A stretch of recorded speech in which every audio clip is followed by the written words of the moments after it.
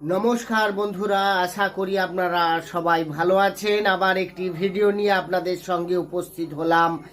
আজকের আলোচনার বিষয়বস্তু একটু অন্যরকম, কারণ আজকে যে বিষয় নিয়ে আলোচনা করব তা হলো গণ। এই গণ আমাদের যে রয়েছে সেই গণ নিয়ে আজকের আলোচনা। অনেকেই এইগুলো আমাদের অনেক ভুল ধারণা, অর্থাৎ অনেক সময় আমরা অনেক কিছু জানি না, ফলে আমাদের যে যেরকমভাবে বোঝায় আমরা কিন্তু সেটাই বুঝিনি। জ্যোতিষ শাস্ত্র মতে গণের কি ভূমিকা রয়েছে, আপনার জীবনে গণ কিভাবে প্রভাবিত করে, বিশেষ করে অনেকে যেটা মনে করে সেটা হচ্ছে যখন একটা ছেলে বা মেয়ের সঙ্গে বিয়ের সম্বন্ধ হচ্ছে সেখানে সেখানে অনেক এই ভুলবশত অনেক ভালো পাত্র বা পাত্রীর সঙ্গে আপনার সম্পর্ক ছেদ হয়ে যাচ্ছে বা বিয়ে হচ্ছে না। তো বন্ধুরা, এ নিয়ে আজকের আলোচনা, কারণ অনেকেই এটা নিয়ে আমাকে প্রশ্নও করেছেন আগে।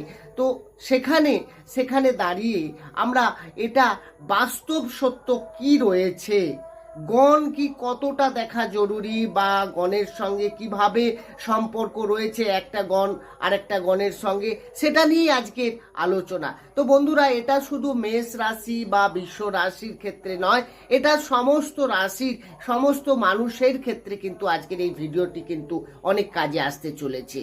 তাই ভিডিওটি কিন্তু মনোযোগ সহকারে প্রথম থেকে শেষ অবধি দেখুন। দেখার পর আপনার ভালো লাগলে পারলে চ্যানেলটিকে সাবস্ক্রাইব করে আমাদের সঙ্গে থাকতে পারেন। সাবস্ক্রাইব করলে পাশে থাকা বেল আইকনটি কিন্তু অবশ্যই প্রেস করে রাখবেন, কারণ পরবর্তীকালে যদি এই ধরনের ভিডিও আপনি দেখতে চান তার নোটিফিকেশন আপনি পেয়ে যাবেন। আসি আলোচনা। তাহলে বর্তমানে যে আলোচনার বিষয়বস্তু, অর্থাৎ দেখা যায় গণ বলতে গেলে আমরা তিন ধরনের গণকে বুঝি, অর্থাৎ দেবগণ, নরগণ এবং রাক্ষসগণ বা দেবাড়িগণ যেটাকে বলা হয়। তো এই তিন গণের মধ্যে কি সম্পর্ক আছে, কোন গণের সঙ্গে কোন গণ শুভ বা কোন গণের সঙ্গে কোন গণ অশুভ, এটা কিভাবে আমরা দেখি।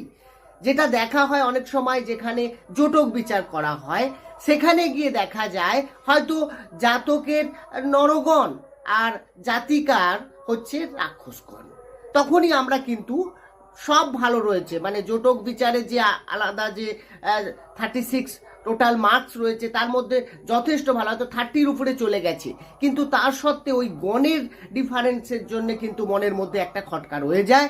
তখন আমাদের বাড়ির লোক সেটা থেকে হয়তো সরে যায়। ভালো রিলেশন, ভালো পাত্র, ভালো পাত্রী, তা সত্ত্বেও আমরা কিন্তু সেখানে বিয়ের জন্যে সম্বন্ধ করি না।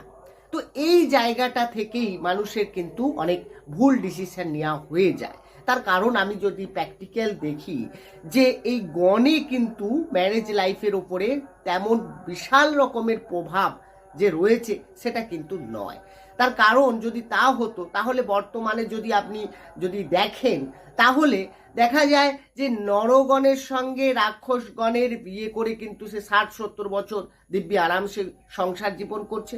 আবার দেবের সঙ্গে রাক্ষসগণ, দেবের সঙ্গে নরগণ, এগুলোর সবেতেই কিন্তু সেরকম কিন্তু হয়তো দেখা গেল 100 জনের মধ্যে হয়তো 4-5 জন বা 20% ধরছি আমি ডিস্টার্ব দেখা যায়, কিন্তু বেশিরভাগটাই ভালোই হয়েছে।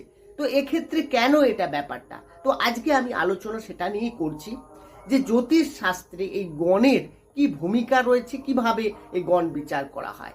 তো জ্যোতিষশাস্ত্র মতে গণ তো 3 প্রকার, সেটা আমি আগেই বললাম, যে দেবগণ, নরগণ এবং রাক্ষসগণ। এর একটি পৌরাণিক ভিত্তিও রয়েছে, অর্থাৎ আপনার এই যে যে দেবগণ, তাহলে এই দেবগণ কিন্তু দেবলোককে আমাদের রেকটিফাই করছে। নরগণ হচ্ছে যেটা হচ্ছে মর্ত যেটাকে বলা হয়, সেই নরগণ মানুষ যেখানে বসবাস করছে, মানুষ, পশু পাখি, জীবজন্তু, সেই সেই আমরা যেখানে বসবাস করছি সেই সেই সেই জায়গাটাকে কিন্তু ইন্ডিকেট করছে, অর্থাৎ মর্তলোককে ইন্ডিকেট করে। এবং পাতাল লোক যেটাকে বলা হয় নরক, বা আমরা যদি বলি দেবলোক, তো সেই দেবলোক না, দেবাড়ি অর্থাৎ রাক্ষস গণ যেটা, অর্থাৎ যেখানে অসুরাদি বসবাস করছে, তো সেই জায়গাটাকে ইন্ডিকেট করে। এটা কিন্তু ভিত্তি রয়েছে, বৈজ্ঞানিক নয়, আমরা যদি বলি পৌরাণিক ভিত্তি, তাহলে সেখানে কিন্তু সেই জায়গাটা রয়েছে। এরপর আমরা যদি দেখি তাহলে দেবগণের ক্ষেত্রে দেখা যায় যে আমরা যে রাশি চক্র বিচার করি, যেখানে আমরা দেখি যে চর রাশি, স্থির রাশি, দাত্তক রাশি, এই যে 3 প্রকারের ভাগ রয়েছে। চর মানে যে এক জায়গা থেকে এক জায়গায় সহজে চড়ে বেড়ায়, স্থির মানে এক জায়গায় স্থির থাকে, আর দাত্তক রাশি মানে চড়তেও পারে এবং স্থিরও থাকতে পারে, দুটোই ক্যাপাবিলিটি রয়েছে। তো এক্ষেত্রে যদি দেখা যায় তাহলে যারা দেবগণের ক্ষেত্রে বা দেবলোকের ক্ষেত্রে দেবতারা বিরাজ করছে সেটা হচ্ছে স্থির, সেটা কিন্তু এদিক থেকে এদিকে যাচ্ছে না। আর যদি দেখা যায় এটা নরলোক অর্থাৎ নরগণ যেটা ইন্ডিকেট করে, তো সেইখানে সেটা কিন্তু চর স্থির দুটোকেই সমন্বয় করে। অর্থাৎ আপনার এখানে যেমন তারা এক জায়গায় স্থির থেকে এক জায়গায় যেতেও পারবে বা স্থিরও থাকতে পারবে, দু রকমই সমন্বয় থাকবে। আর যেটাকে বলা হয় রাক্ষসগণ, অর্থাৎ আমাদের যদি বলি পাতাল, এবং যেটা অসুরেরা বিরাজ করছেন, তো সেটা হচ্ছে চর, অর্থাৎ তারা কিন্তু এক জায়গায় স্থির নয়। তো এক্ষেত্রে আমাদের ম্যারেজ লাইফের ক্ষেত্রে এর কিভাবে প্রভাব পড়ে বা ম্যারেজ লাইফের ক্ষেত্রে এর সঙ্গে কি সম্বন্ধ রয়েছে যদি বলা যায়, তাহলে এটাই বলা যায় যারা দেবগণের জাতক জাতিকা, তারা তাদের মানসিকতা, তাদের স্বভাব, তাদের কথাবার্তা, তাদের নেচার অনেকটা স্থির, একদম স্থিরভাবে থাকে। তাহলে আর যারা নরগণ তারা কিন্তু দুটোই ব্যালেন্স করতে পারে, মানে চরের ক্ষেত্রেও কিছুটা যেটা চড়ে বেড়াতে পারে যেটা বলা হয়, আবার স্থিরের ক্ষেত্রেও স্থির থাকতে পারে। কিন্তু রাক্ষসগণের যে জাতক জাতিকারা হন তারা কিন্তু অবশ্যই সেটা চর অর্থাৎ চড়ে এক জায়গা থেকে এক জায়গায়, তাহলে এটা হচ্ছে তার মানসিকতা। হ্যাঁ বন্ধুরা, এটা কিন্তু ম্যারেজ লাইফের উপরে বিশাল প্রভাব বিস্তার করছে, কিন্তু তা কিন্তু নয়। অর্থাৎ আপনার মানসিকতাটাকে ইন্ডিকেট করবে, অর্থাৎ আপনি কি মনোভাবে, ধরুন একটা জাতক জাতিকার ক্ষেত্রে দেখা যাচ্ছে সে নরগণ, তার অপোনেন্ট যার সঙ্গে সম্বন্ধ হচ্ছে সে রাক্ষসগণ, তার মানে তার ক্ষেত্রে কি দেখা যাবে, তাহলে এই যে ব্যালেন্স, দুজনের মানসিকতা, দুজনের সঙ্গে যে মনের মিল, বা আপনি যে কোনো ডিসিশন নেওয়ার ক্ষেত্রে কিছুটা এই যে তাদের ক্ষেত্রে কি হয়, দুজনের মতো পার্থক্য দেখা যায়। এটাই আবার আপনি যদি সেটাকে অ্যাডজাস্ট করে নিতে পারেন, সেটা অবশ্যই কুণ্ডলী দেখা, দশা দেখা, বাকি জটক বিচারে যেগুলো পার্ট রয়েছে সেগুলো যদি ঠিকঠাক থাকে, তো এখানে কিন্তু বিশাল রকমের যে ফারাক হয়ে যাবে তা কিন্তু নয়। তার মানে এটা কিন্তু মেন উল্লেখ্য নয় যে গণের ক্ষেত্রে কোন গণের সঙ্গে কোন গণ বিবাহ। হ্যাঁ, কিছুটা মিল পাওয়া যায় যে এই দেবগণের সঙ্গে দেবগণের, বা নরগণের সঙ্গে নরগণের, রাক্ষসগণের সঙ্গে রাক্ষসগণের, সেক্ষেত্রে কিছুটা অবশ্যই আমাদের কিন্তু মনোভাব, তাদের ক্যারেক্টারের মধ্যে, তাদের চিন্তা ভাবনা, মননের সমস্ত ক্ষেত্রে কিছু মিল তৈরি হয়। কিন্তু তার মানে এই নয় যে এটাই দরকার বা এটা না হলে বিশাল কিছু খারাপ হয়ে যাবে। এটা অনেকটা কর্মকে ইন্ডিকেট করে, কারণ তার মনোভাব যেভাবে হবে, সে যদি এক জায়গায় স্থির থাকতে চায়, সে কর্মের জায়গাতেও তাকে কিন্তু সেই ধরনের কর্ম চয়েস করতে হবে, তাহলে সেক্ষেত্রে তার কিন্তু অনেকটা ভালো হবে।